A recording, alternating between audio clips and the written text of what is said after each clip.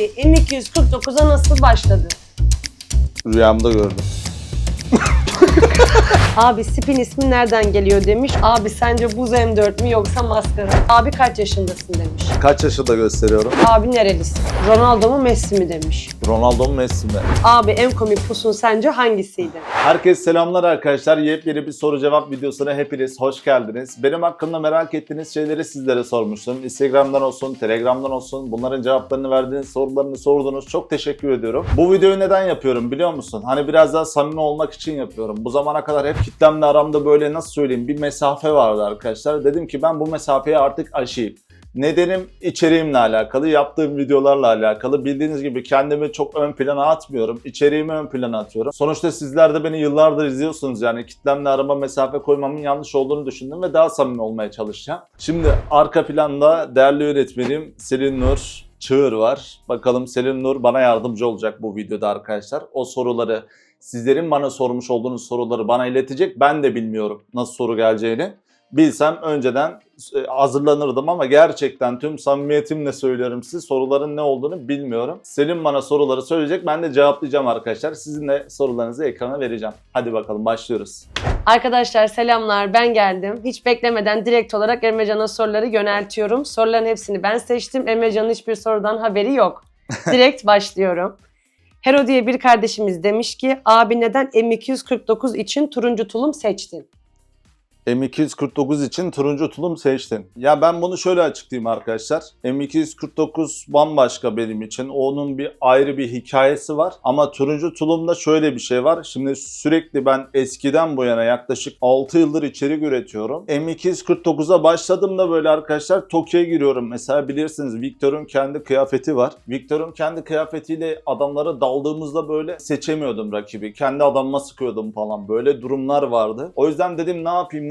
O sezon Royal Pass'a da turuncu tulum gelmişti. Ben de dedim ki hani çocuklara gelin dedim alalım şu turuncu tulumları. En azından karmaşa, kalabalığa daldığımızda böyle birbirimizi rahat seçebilelim diye. Bu yüzden yani hani turuncu tulumu giyindikten sonra rakip de şaşırıyordu. Hani ben birinin canını az bıraktım ama o kişi kimdi falan deyip kafası karışıyordu mesela. İşimize de geliyordu baya. Bu yüzden yani turuncu tulumla birlikte M249'u bu yüzden oynuyorduk.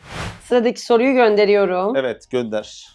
Abi Spin ismi nereden geliyor demiş Kuzi Korkmaz 36. Spin ismi nereden geliyor? Arkadaşlar ben hani eskiden TOSVET lisansım var benim. Pistlerde falan böyle rally drift yapıyorduk. Arkadaş grubum vardı. Onlarla beraber böyle bir hobi etkinliğimiz vardı. O pistte mesela hep drift atardık böyle. Drift atarken de spin atma durumumuz oluyordu. Spin aslında İngilizce'de döndürmek anlamına geliyor. Biz hani pistlerde spin attı araç, geride kaldım dediğim için böyle. O yüzden spin dedim. Oyunda da ne yapalım? Bir klan oluştururken ismimizi spin koyalım.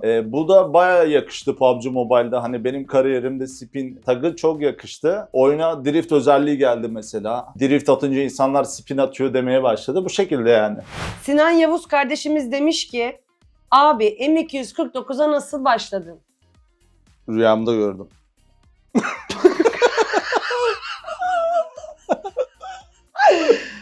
Gerçekten aşkım yani rüyamda gördüm. Biliyorsunuz zaten anlatıyorum Evet. hep sana. M249'a nasıl başladım? Ben 8 yıldır PUBG Mobile oynuyorum. Hani PUBG'de bu aralar 8. yaşını kutluyor biliyorsunuz. Yani benim ilk 3 yılım, 4 yılım falan böyle normal oynayışlarımla geçti. Hani böyle bir içeriğim yoktu. Zaten oyun başladıktan bir 4 yıl evvel sonra ben içerik üretmeye başladım. Hani oyun başladığı gibi içerik üretmeye başlasaydım şu an farklı konumda olabilirdim yani. Bildiğiniz gibi 4 tane 5 tane ikon karakterler var. Mesela PUBG Mobile Türkiye tarafında bildiğimiz tanıdığımız büyük yayıncılar var. Onlardan biri de ben olabilirdim ama ben yine de bunun üstesinden geldiğimi düşünüyorum yani. M249'a nasıl başladım? Arkadaşlar ben çok eskiden One Man Squad atıyordum. Ama hakkımı alamıyordum. Bir türlü insanlar hakkımı vermiyordu. Çok güzel 1v4'ler atıyordum. Jiroskop kullanmayıp 4 parmak, 5 parmak, 6 parmak oynayıp dikkat çekmeye çalışıyordum. Parmaklarımı gösteriyordum, yüzümü gösteriyordum. Her şeyi denedim böyle. Bir türlü dikkat çekemedim arkadaşlar. İşte o yüzden ben de oyunu bırakmaya karar verdim. Aslında bu benim için bir oyun kariyerimde dönüm noktasıydı. Instagram'dan DM'ler gelmeye başladı. Hani benim yaptığım yayınlarda, içeriklerde böyle küfür, şiddet falan olmadığı için mesela böyle Aileler mesela çocuklarını beni izlemesi için hep böyle tavsiye ediyordu. Spin Emrecan'ı izle, Spin Emrecan'ı izle. Hani ben de bıraktığım zaman bana mesajlar atmaya başladılar. Ne olur geri dön falan, biz de izliyorduk. Ailecek seni izliyoruz gibi şeyler geldi. Ben böyle şeylere rağmen bırakma kararı verdim ve gece yastığa kafamı koyup uyuduğumda arkadaşlar gerçekten M249'u rüyamda gördüm yani. Rüyamda böyle tarıyorum falan böyle. Hunharca bir M2 sesi ve tarıyorum. Böyle bir rüyaydı yani. Değişik bir rüyaydı arkadaşlar. Sonraki gün ekibime söyledim, oyuna geri dönüyorum dedim. Hani dedim başlıyorum. Ne yapacağız? M2 oynayacağız. M2 ne ya falan dediler böyle. Zaten o sırada akabinde ben bir araştırdım. Hani piyasada M249 videosu çeken var mı yok mu diye. Bir iki tane Arap yayıncıya falan denk geldim. Onlar böyle 4 kişi M2 alıyor. Toki'de tarıyorlar falan ama böyle kurgu yapıyorlar. Şimdi bizim ekip de sağlamdı o zamanlar. Hani dedim ki biz bunu ciddi kurgu olmadan yaparız diye düşündüm ve girdik. Keza yaptık. Devam ettik. Yani bir baktım böyle hani oyuna giriyoruz. Dördümüzün elinde M249 var. Milleti tarıyorsun. Loot'una tarıyorsun. Hani video çekiyorsun, gülüyorsun. Videoyu izliyorsun. Paylaştıktan sonra izliyorsun. Bir daha gülüyorsun falan. Böyle oyunda gül, kahkaha, gül. Ondan sonra benim için M249 kariyeri başladı arkadaşlar. O zamanlardan bu zamana kadar ver yansın insanların çığlıkları kulaklarımda çınlıyor. O şekilde bir hikayem var M249'la alakalı. Abi sürekli masa başında mısın? Gözlerin ağrımıyor mu demiş Melik Turan. Vallahi sürekli masa başındayım ya. Şimdi ben diğer içerik üreticileri gibi değilim arkadaşlar. Hani benim içeriklerim çok organik çünkü kendim yapıyorum bu videoları. Kendim editliyorum. Benim bir editörüm vesaire yok. Editörüm neden yok? Çünkü benim gibi edit yapamıyor arkadaşlar. Hani böyle videonun içerisine anlam koyamıyor. O yüzden böyle masa başında çalışmak, benim bu işi yapıyorsam hani PUBG Mobile'de sizler eğleniyorsanız, sizi eğlendirebiliyorsam masa başında saatlerce vakit geçirmeme borçluyum diyebilirim bu şekilde. Sıradaki soruya geçiyorum. Evet. Aslında bu bir soru değil. Ben sadece bunu senin cevaplamanı istedim. Soruymuş gibi düşünerek. Allah Allah. Evet. Cevaplayacağım. Evet. Soru değil. Mami 42 diye bir kardeşimiz demiş ki büyük harflerle yazmış. Abi Türkçe yaz. Senin ana dilin Türkçe demiş. Ha. Yani bunu cevaplamanı istedim Mami aslında. daha tanımamışsın beni, o yüzden bir şey söylemek istemiyorum. Hani bayağı kişi söylüyor bunu Türkiye tarafında. Şimdi biliyorsunuz arkadaşlar, ben ilk başta Türkiye tarafında içerik yapmaya, video üretmeye başladım. Videolarım patladı ve globale yayındı. Şu an dünya çapında izlendiğim için mecbur arada böyle bir iki kelime İngilizce falan sıkıştırıyorum yani. O hava olsun falan diye değil. Piyasada böyle çok hava yapıp, ego yapıp konuşanlar var. Ama ben öyle değilim yani. Çünkü onlar da insan arkadaşlar. Onları dışlamayalım değil mi? Homo sapien değiller. Sonuçta onlar da insanlar. İnsanlar ne yapar? Konuşarak anlaşır. Biz de onlarla onların dilinde elimizden geldiği kadar konuşuyoruz diyelim. Böyle yani.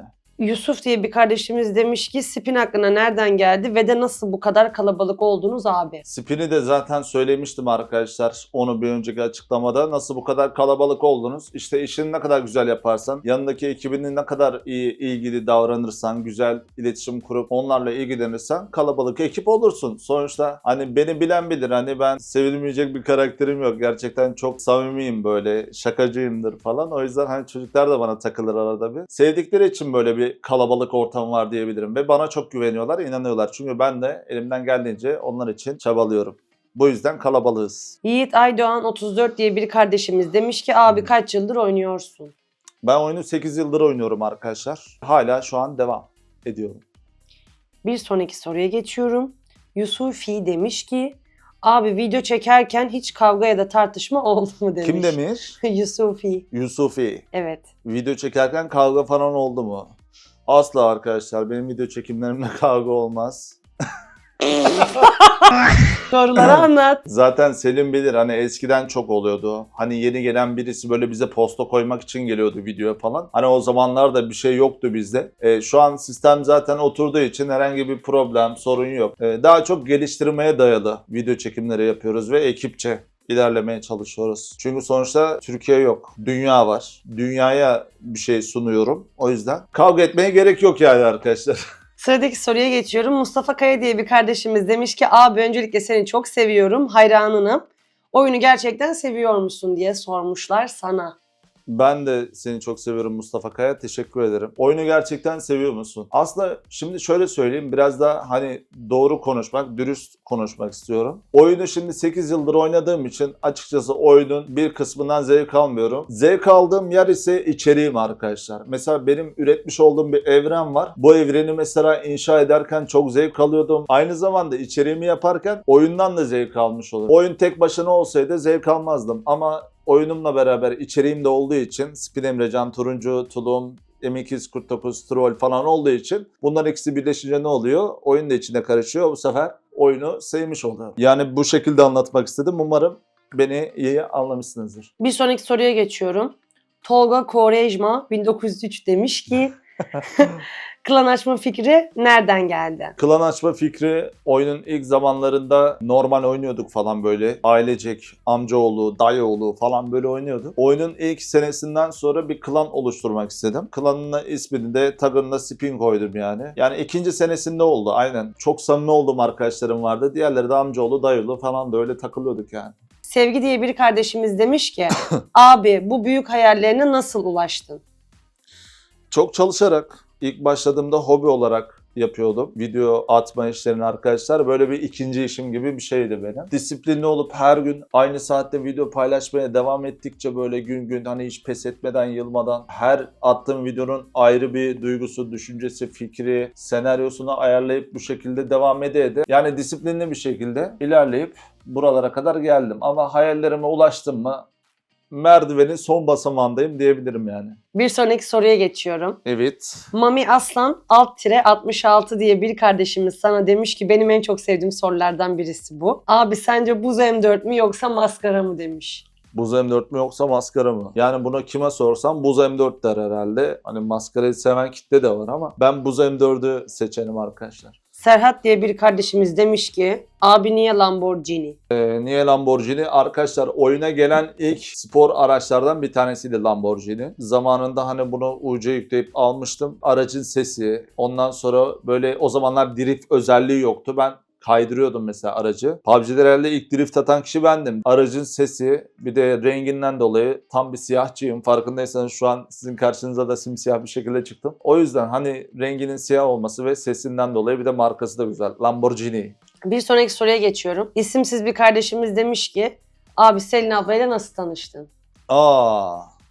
Selin ablanıza çok garip tanışma hikayem var ya. Sen anlat. Ben mi anlatayım? Anlat. Tam detayını.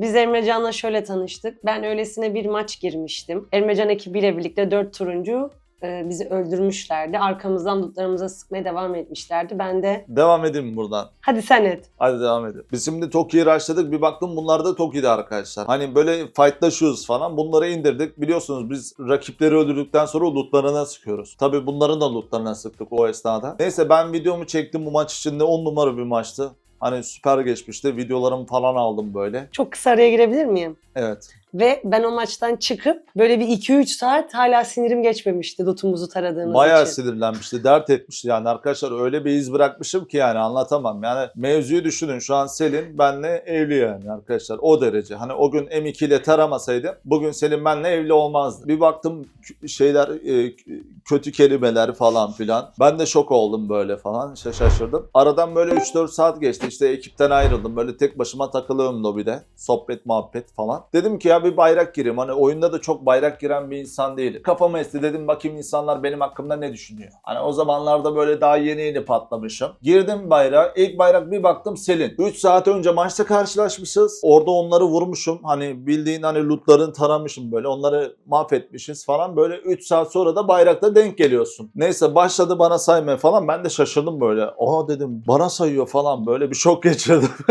Ondan sonra ilgi duymaya başladım tabii ona. Böyle popülerlikler falan, arkadaş eklerim. İlk başta eklememi istemiyordu hani böyle. Hani çünkü çok kötü rencide ettim maçta onu yani. Loot'una taradım falan. Oyunu bırakıyordu yani kız. O durumdan dolayı zor oldu benim için. Sonrasında ben senin YouTuber olduğunu bilmiyordum. YouTuber olduğunu yani içerik ürettiğini bilmiyordum. O haberim zamanlarda yoktu. böyle kaç K, 70K falan takipçim var. Hiç haberim yoktu. Ondan sonra arkadaşlarımla konuşuyorlardı işte bu YouTube işleri nasıl oluyor falan diye. Ben de şey dedim böyle hani bir girip bakayım bu Spin Emrecan kimmiş dedim. Görüş o görüş işte ondan sonra. Ondan sonra başladı. Buralara kadar geldik. Şükürler olsun. Bu şekilde yani. Bir sonraki soruya geçiyorum. Gökar Hakan Yüksel diye bir kardeşimiz abi kaç yaşındasın demiş. Kaç yaşında gösteriyorum? 23.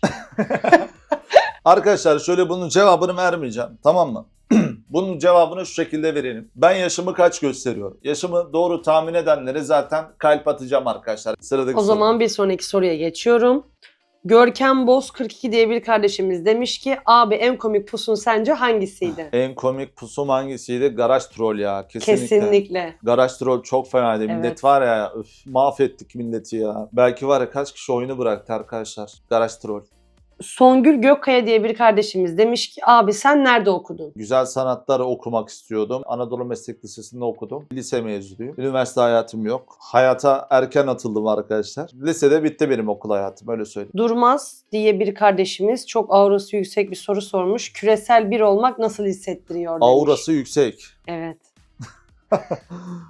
Küresel biri olmak nasıl bir duygu? Aynı, değişen bir şey yok yani. Üstün fenomen ünvanı var bende, biliyorsunuz. Onun zevki bir hafta sürüyor. Bir haftadan sonra geçiyor arkadaşlar ya. Üstün fenomeni alana kadar anam ağladı böyle. Uğraşıyorsun, savaşıyorsun ama ünvanı alıyorsun abi. Bir ay sürüyor. Bir aydan sonra sıkılıyorsun mesela. Biz insan olduğuyuz, nankörüz o yüzden. Hani ne oluyor? Uçakta işte bildiri yazıyor. Spin Emrecan Bu falan arada filan. uçakta Emrecan'ı görenler Emrecan abi değil küresel abi diyorlar Emre. He, ne yapıyorsun Küresel abi? Küresel abi, Roya Pas abi. Böyle diyorlar. Bir sonraki soruya geçiyorum. Ekrem Arslan diye bir kardeşimiz demiş ki Spin X adı nereden geldi? SpinX adı nereden geldi? Arkadaşlar bizde 3 farklı tag var. Biri Spin Boşluk. Mesela Spin Boşluk Emrecan. Bu mesela video ekibinin tagı. SpinX olanlar hem video ekibi hem oyunculukları muazzam olan kişiler. Bir de Spin S tagı var. Spin S tagı da global klanım. Benim 2 farklı klanım var. Biri global, biri Türkiye'de. Yakında 3. 4. klan da olacak. Onları da bir tag bulmam lazım. Yani SpinX tagı hem video çekimi iyi hem de oynayışı güzel olan kişilere verdiğimiz tag.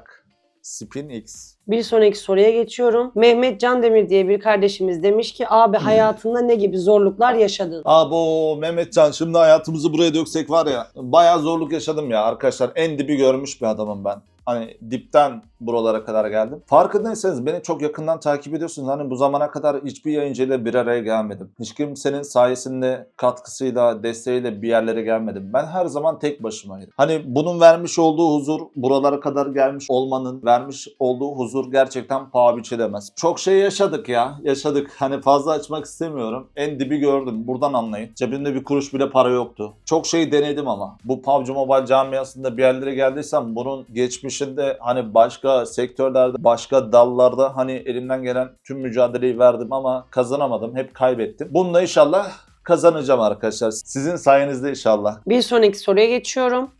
Arda diye bir kardeşimiz demiş ki abi YouTuber olmadan önce ne iş yapıyordun? Tiyatroculuk yapıyordum, modellik yaptım. Ondan önce oyunculuk girişimlerim oldu. Aslında oyunculukta kendimi hiç denemedim. Hani çok az denedim. Biraz daha zorlasaydım belki aktör olabilirdim. Yani aktör olmak benim hayalimdi zamanla. Normal aktör olamadık. PUBG Mobile'de aktör olduk. Spin Emrecan olarak. Öyle hayalime ulaştım. Hemen hemen ulaştım diyebilirim. Zaten benim yapmış olduğum içeriklerden anlayabilirsiniz. Her kişinin yapabileceği içerikler değil. Bir senaryo var, bir hikaye var, bir anlatı var. Her videomun ayrı bir hikayesi var arkadaşlar. Buradan zaten benim altyapımın oyunculuktan geldiğini anlayabilirsiniz. Son zamanlarda dizi paylaşımları yapıyorum. Savaş sahneleri falan. Buradan da yönetmenlik ruhumu ortaya koyduğumu görüyorsunuzdur yani. Yönetmen olabilirim aslında ben hayatımda. Evet.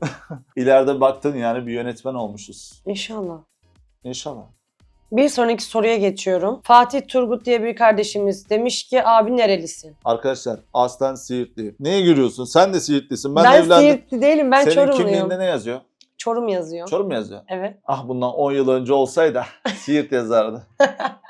Aslen Siirtliyim arkadaşlar. Doğma Nasıl büyüme yani? İstanbul. 10 yıl önce. Eskiden öyleydi Ha kimlikler. eski kimlikler. Ya sen- Allah seni ne yapmasın ya. Mehmet diye bir kardeşimiz demiş ki oyun içinde en çok zorlandığın an hangisiydi? Hiç bu maç bitti dediğin yerden döndün mü?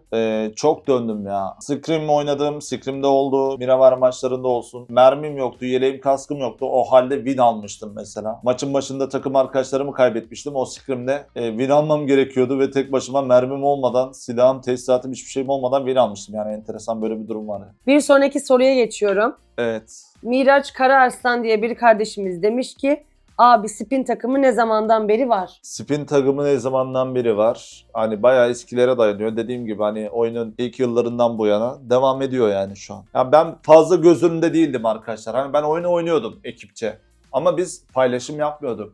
Video çekmiyorduk. Mesela son zamanlarda görüyorum bana türeme falan diyorlar ya. Ben de anlamıyorum türeme falan. Hani ne türeme? Hani ben zaten oyunu 8 yıldır oynuyorum. Son 6 yıldır hani video paylaşıyorum. 6 yıl olmuş artık paylaşanı. Hani ben bir artık PUBG Mobile'de bir oldum yani. Gerçekten bir old olma yolundayım. Yani bir iki sene sonra old olacağız. Eskiden beri var. Yani bu ekip aynı kişilerle durmuyor. Güncelliyor sürekli. Miran diye bir kardeşimiz demiş ki turuncu kıyafetli arabada M249'da adam öldürmek nereden geldi? Herkes bunu yapıyor demiş. Aslında ben bunu herkese söylüyordum. 4 kişiye M249 alın. Bakın her maç win oluyor falan diye. Herkese söyledim. Millet yürü git lan diyordu falan filan. M249'larla nasıl win alacağız? Nasıl şey olacak? Artık benim dediğime geldiler ama. Oynuyorlar. Çünkü karşılığını alıyorlar. Rank kasanlar, terfi yapanlar karşılığını alıyor. Bunu şu şekilde anlatayım arkadaşlar. Telefonu mesela kim icat etti? Graham Bell değil mi? Hani PUBG Mobile'in de Graham Bell'i benim. M249'u keşfettim. Herkes daha yeni farkına varıyor bunun. İnsanlar çok dalga geçti. Ama öyle abi yani 4 kişi arkadaşlarınızla M249 alın, bir maça girin görün. Siz zaten yaşayarak anlayabilirsiniz. Deneyin. Denemekte fayda var. Beğendiğim sorulardan birisi de bu oldu. İbrahim diye bir kardeşimiz sana bir soru sormuş. Evet. Çok zor bir soru. Günde ortalama kaç saat oyun oynuyorsun diye sormuş. Arkadaşlar günde ortalama kaç saat oyun oynuyorum? Hani bir keyfine ya hadi ben bugün bir maç gireyim diye en son ne zaman Aynen, girdin? o- Belki 5 sene Belki olmuş. vallahi 3 sene olmuştur o şekilde ama her gün oyuna giriyorum yani. Bazen M249 oynayıp video çekmemiz gerekiyor. Oynuyorum. Daha çok video odaklı çalışıyorum. Yani günde 2 saat, 3 saat, taş patlasın 4 saat. Ama dizi çektiğim zaman 10 saati falan buluyor. Bir hafta sürüyor zaten. Bazen 2 hafta sürüyor. Hazır dizi demişken bir sonraki soruya geçiyorum. Herox diye bir kardeşimiz demiş ki abi yeni dizi ne zaman gelecek? Yeni dizi ne zaman gelecek? Yakında güzel bir şey yapmayı düşünüyorum ama ilk önce bunu anketlerle, size soracağım sorularla netleştireceğim. Çünkü sizin de beklentileriniz, ne istediğiniz çok önemli. Ben sizden habersiz iş yapmam, bunu bilin. O yüzden beni Instagram'dan olsun, YouTube'dan, TikTok'tan, Telegram, Facebook, buralardan takibi alın. Sizlere yönelteceğim anketleri kaçırmayın. Oradaki vereceğiniz cevaplar çok önemli. Dizi var, yakın zamanda patlatacağım. Çok güzel bir şey patlatacağım ama. Hani değişik bir şeyler deniyorum, biliyorsunuz son zamanlarda Osman Gazi adlı bir çalışmam olmuştu. İnşallah onu beğenirsiniz. İzlemeyenler varsa, izlerse, yorumunu bırakırsa, soru cevap videosundan geldim diye. İyi olur arkadaşlar. Bir de ondan önce Transformers var. Soğuk Savaş var. Cold Revenge. Çok güzel. Onları izleyebilirsiniz. Zaten oynatma listelerimde bulabilirsiniz arkadaşlar. Onun gibi şeyler yine gelmeye devam edecek. Çünkü çok istiyorsunuz. İstediğiniz için bu projeler, videolar, seriler, sinematik çekimler, videolar, projeler size geliyor. İstediğiniz için. Yani sen yeter ki iste. Yapamayacağım bir şey yok. Ürüstem diye biri demiş ki yani Niye gülüyorsun sen? Hayır. Selim beni sabote ediyor. Hayır, çocuğun adı Rüstem. Bizim oralarda Rüstem ismine Ürüstem derler. O yüzden Ha. Ürüstem dedim yani. Yoksa ismine dalga geçmiyorum. Benim dedemin Gel adı da de bu Rüstem. söylediğini şimdi YouTube yapay zekası algılasın, İngilizceye translate etsin. Al işte. Ben sana diyorum ki biraz daha herkesin biraz daha anlayabileceği Ya şekilde herkesin konuş. anlayacak diye arada insanları Aa, güldürmeyin mi ne güzel. Mesela şu bunu an- koysan çok büyük patlardı, Şu an çok YouTube gülerlerdi. algoritması direniyor. I am happiness. Bir sonra Rüstem Aslan diye bir kardeşimiz demiş ki abi neyden oynadığını paylaşsana. iPad Pro 13 inç M4 çipte oynuyorum arkadaşlar. Jiroskop kullanmıyorum. 6 parmak oynuyorum. İsmi yok 42.6-6-6-6-6-42. O nasıl bir isim ya? Valla. YouTube'a nasıl başladın? YouTube'a nasıl başladım arkadaşlar? Çok eskiden bir yapı markette çalışıyordum. PUBG Mobile oynuyordum. O zamanlarda tabii izlediğimiz top yayıncılar falan var böyle. İsimlerini zaten siz biliyorsunuz. Ben bu videoda söylemek istemiyorum. Onları izliyordum. Diyordum ki neden ben de bunlar gibi olamam? Hani benim neyim eksik dedim böyle. En azından dedim oyunda harcadığım o vakti video çekerek değerlendireyim. Kendime bir şeyler yapayım. Belki zamanla bir şeyler olur diye düşündüm. O şekilde YouTube'a başladım. İlk başladığım günkü gibi devam ediyorum. İstikrarlı bir şekilde her gün video paylaşmaya devam ediyorum. Berivan'ın dünyası demiş ki abi nasıl bu kadar geliştin? Disiplin arkadaşlar ya. Tamamen böyle her gün istikrarlı bir şekilde içerik üretip paylaşarak pes etmeden, yılmadan bir zaman sonra işte farkına bile varmıyorsun. Gelişiyorsun ama farkına bile varmıyorsun. Bir anda zonk ediyor. İnsanlar diyor ki Emre diyor O zaman anlıyorsun. Mavi nokta Gülistan demiş ki neden PUBG, yani ne bileyim, ben bir kız olarak çok merak ediyorum, bu kadar çok sevmeniz neden? PUBG Mobile ilk çıktığı zaman hani kafeye gidiyorduk böyle arkadaşlarla buluşmaya falan. Gidiyordum bakıyordum herkes PUBG oynuyor. Kaçıyordum onların yanından başka bir yere gidiyordum. Oradakiler PUBG oynuyordu. Berbere gidiyordum. Berberdekiler PUBG oynuyordu. Oraya git PUBG, buraya git PUBG, PUBG. Dedim ki artık ben de indireyim bir bakayım. Hani nasıl, sarıyor mu sarmıyor mu? Ondan sonra oynamaya başladım. Bir baktım zevkli. Böyle arkadaşlarla iletişim kurabiliyorsun. Beraber bir grup olarak rakibe saldırıyorsun falan böyle. Türkiye'de genç neslinin hepsi bir ara PUBG özellikle Covid zamanında oynadı yani. Yunus Burkan, Ronaldo mu Messi mi demiş. Ronaldo mu Messi mi? Bu konuyu yorumlarda tartışmak istiyorum ya. Siz de Ronaldo mu Messi sorusuna hani ne derdiniz? Onları sizden de duymak istiyorum. O yüzden yorumlarda tartışalım. Ama ben Ronaldo'cuyum. Messi'ninki doğuştan gelmiş bir yetenek. Ronaldo'da doğuştan gelen bir şey yok. Hep kendi çabasıyla, antrenmanlarıyla, emekleriyle, disipliniyle bir yerlere geldi. Bu şu demek, her insanın çalışıp bir yerlere gelebileceğinin bir kanıtı diye düşünüyorum. Ya her insan yapabilir demek istiyor yani. Yeter ki çalışın, uğraşın, disiplinli olur. Panda demiş ki abi nasıl klan alım yapıyorsun? Klan Hanım artı 17 yaş. Cihaz da önemli tabii ki de. Ekiple konuşmanız gerekiyor. Onlara mesaj atarak klana girebilirsiniz. Onlar da uygun görürse sizi benimle görüştürürler arkadaşlar. Muhammed demiş ki abi niye bu kadar yakışıklısın? Hadi canım. Vallahi. Ya arkadaşlar ben kendimi yakışıklı bulmuyorum ya. Pardon. Keşke benim surat ifademi koyabilsen. Vallahi hayatım ya. Ben yakışıklı bulmuyorum kendimi yani. Yüzümü bir yakışıklı mıyım değil miyim bir programına atalım. Bu adam yakışıklı yüzdesi kaç verecek? Bir deneyelim. Hatta bu videoda da paylaşırız. Bir deneyelim onu. Gösterelim ekrana. Ne çıkmıştır sence sonuç? Yakışıklı çıkmıştır. Ne Yakışıklı çıkıyor? mı çıkmışlar? Evet. Belki %60 yakışıklı olabilir hani %60 falan hayatım ya. Ama ben kendimi bulmuyorum arkadaşlar. Beni utandırmayın şimdi ne olur bak. Şimdi takipçilerinin sorduğu sorular bu kadar. Ben senden habersiz bizim ekibimize de sordum. Hadi canım. Emrecan abinize sormak istediğiniz sorular var mı diye. Sana oradan Ama birkaç onlar beni tanıyorlar ya. klana yeni katılanlar var. Belki seni tanıyıp da merak edip de soramadığı sorular olanlar var. Ha, olur. Ben onların arasından böyle birkaç tane seçtim. Evet. Sana sormak istiyorum. Bu işe başlarken bu kadar başarılı olup dünyaya hitap edeceğini düşünüyor muydun demiş Selin.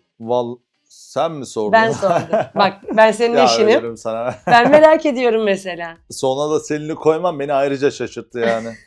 Vallahi hayatım hiç tahmin etmiyordum ya. Vallahi düşünemedim hani buralara kadar geleceğini. Yani o tamamen benim şeyim, çabam yani. Her gün istikrarlı olup devam etmem. Buna bağlıyorum. Bu da çok güzel bir soru. Myrox demiş ki sana. Spin Emrecan abi, bir oyunda tek bir cümleyle takımın moralini tamamen değiştireceksen o cümle ne olurdu? İyi anlamda demiş. Yani takımın morali düşükken Hı. hangi cümleyi kurup onların moralini yükseltirdin diye sormuş. Ailenizi düşünün derdim. Era 7 demiş ki Aha. dizi videolarındaki senaryoları nasıl yazıyorsun? Arkadaşlar burası benim çalışma odam. Hani ben her şeyim günüm burada geçiyor. Kağıt kalemi alıyorum. Böyle bir yaratıcılığımı konuşturuyorum. Bir dünyadan böyle ayrılıyorum. Selin'e diyorum ki hayatım ben gidiyorum. Hadi görüşürüz diyor ama evden çıkmıyorum. Hani bedenimden ayrılıyorum. Ruhlar alemine gidiyorum falan böyle.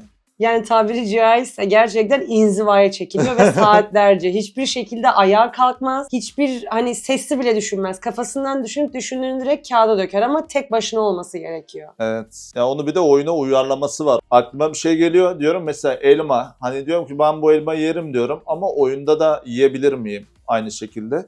Onu karşılaştırıyorum. Mesela elmayı mesela şu an yiyebilirim değil mi? Ama oyunda da yemem lazım. Ama bazen oyundaki karakterin elma yeme şeyi yok, emojisi yok, ne bileyim bir hareketi yok. Ona bağlayıcı şeyler de bulmak zor oluyor. O şekilde böyle oturuyorum, uzanıyorum bazen. Bilgisayar başında müzik dinleyerek düşünüyorum. Televizyon başında oluyor bazen. Kurtlar Vadisi falan izliyorum. Öyle düşünerek senaryoları yapıyorum. Spin Mami demiş ki neden dinle şarkısı? Yani ben böyle geziniyordum arkadaşlar YouTube'da ne dinleyeyim falan. Mahsun Kırmızıgül'ün bir şarkısı çıkmıştı. Ona sardım böyle. Sarınca da oyuna bir emoji geldi böyle. Emoji de hani böyle grup halinde dans edilebilen bir emoji. Dedim ki acaba dedim bunda olacak mı? Uyuyacak mı sesle birlikte dedim. Paylaştım. Oldu yani harbiden. Bayağı tuttu videoları. Milyonlarca izlendi. Globale yayıldı. Hani Mahsun Kırmızıgül'e de ulaşmaya çalıştım bu arada ama ulaşamadık. Hani yazdım bana dönmedi. Hani bilse yani benim böyle bir şey yaptığımı herhalde adam gelirdi yanıma yani. Çünkü adamı bildiğin globale taşıdım yani. Adam yıllar önce şarkı yapmış ve ben yıllar sonra gündeme getiriyorum. Sadece bu PUBG camiasında paylaşılmakla yetinmiyor ve insanlar dünyanın her yerinden bunu kendisini göstererek böyle Mahsun Kırmızıgül'ün şarkısını söylüyor falan bu şekilde yani. Spinix Zaza demiş ki M249'da en çok hangi modda eğlendin? Dinozor Diyarı modu ya. Dinozor, T-Rex çok güzel moddu ya. Onun peşinden ne gelir? Transformers gelir. Optimus, Megatron çok iyiydi. Ondan sonra Mecha modu, kış modu var mesela, ejderha modu vardı bir ara. Yani daha çok böyle boss'lu olan şeyleri seviyorum. Mesela Titan modu vardı hatırlarsınız. Mesela arabayla binip o Titanları, dev şeyleri kovalamak oyunda. Herkes devlerden kaçıyor, Spin ekibi devleri kovalıyor falan böyle. Çok güzel bir duyguydu ya. O zamanlar güzeldi. İlk dev boss'uyla ben T-Rex modunda, hani o Dinozor Diyarı modunda tanıştım. Karşı karşıya gelme durumu oldu. O şekilde. Spin Furkan demiş ki PUBG Mobile'de oyun içinde dizi çekme fikri nereden aklına geldi? Arkadaşlar ben hiçbir zaman aynı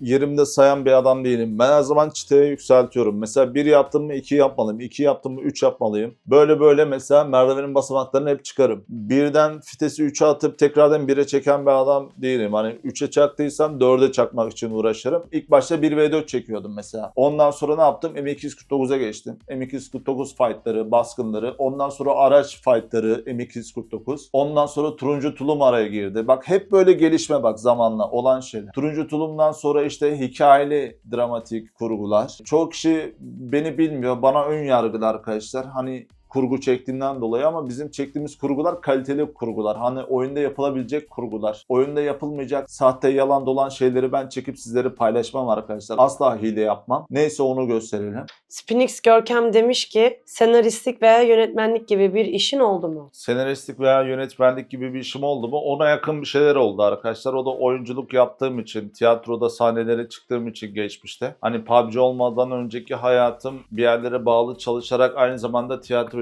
veya oyunculuk yaparak geçtiği için skeç yazardık, hikaye yazardık. İşte benim bu yeteneğimi oyuna döktüm ve bu şekilde hikayeli videolar, senaryolar, diziler, PUBG Mobile'de farklılık oldu. Güzel oldu yani. Alican demiş ki neden Victor? Neden Victor? Yani arkadaşlar Victor çok ezildi. Çok haksızlığa uğradı. Carlo tarafından rencide edildi. Benim böyle şahsen böyle gariban kişilikleri, karakterlikleri bir zaafım var arkadaşlar. Kendi karakteristik özelliğimde de var arkadaşlar. Her zaman ezilenin yanında oluyorum. O yüzden Victor da çok ezildi arkadaşlar. Ben de Victor karakteriyle tekrardan Victor'u böyle şaha kaldırmak için elimden geleni yaptım. Sorularımız bu kadar. Valla arkadaşlar hani biraz heyecanımdan mıdır nedir? İlk defa bir soru cevap videosu yapıyorum böyle kamera karşısında. Hani eğer bir hatam kusurum olduysa affola. Eğer diyorsanız bunun ikinci partını da çekerim. Hani videoya çok like gelirse, yorum atılırsa ikinci partında soru cevap videosunu da çekeriz. Buraya kadar izlediğiniz için çok teşekkür ederim. Seninle de çok teşekkür ederim. Ekibime, sizlere çok teşekkür ediyorum bana bu soruları sorduğunuz için.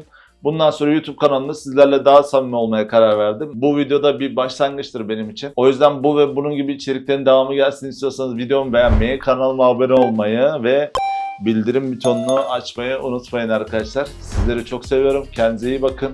Bay bay.